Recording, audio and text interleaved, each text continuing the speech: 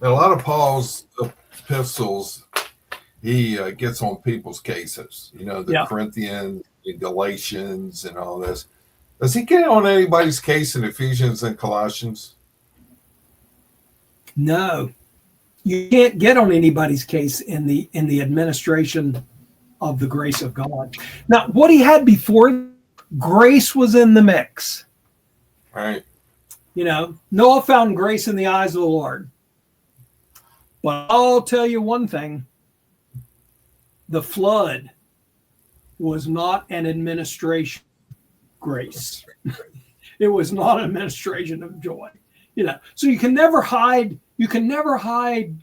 God, even in other administrations, even in difficult circumstances. You can't hide the true character of God, even if God's playing the role of something else.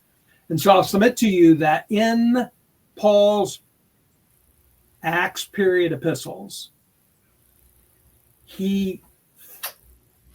God began to unveil to him a message of joy. He began to unveil to Paul some distinctions between law and grace as operative principles. But you never hear about a whole administration devoted to this one character of God, this one attribute of God. And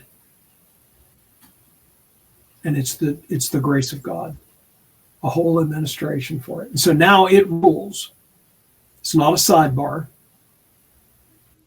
that gets mixed in with other things. Now it's the predominant feature. And so that, Because even with the armor, we don't wrestle against flesh and blood. no. So even, I can't think of anything in those two epistles that's condemning people. No, that's not. Yeah, that armor is, in fact, the only thing in that armor that could be viewed as offensive, the sword of the Spirit. All of that armor is defensive. You know, so we're not at war offensively. We are at war. We're protecting our peace. We are protecting our joy. We are protecting our freedom. And we're not wrestling. Now, and the only sense in which we are wrestling, again, is the protection of our joy and peace. And ultimately, we're protecting that from the principalities and powers, because they're the ones only trying to wrestle it from us, you know. Right. And of course, they'll use the circumstances and the environment. Yeah. But because we're waging peace. And in fact, in that armor, then he says at the end, right? And our feet shod with the preparation of the gospel of.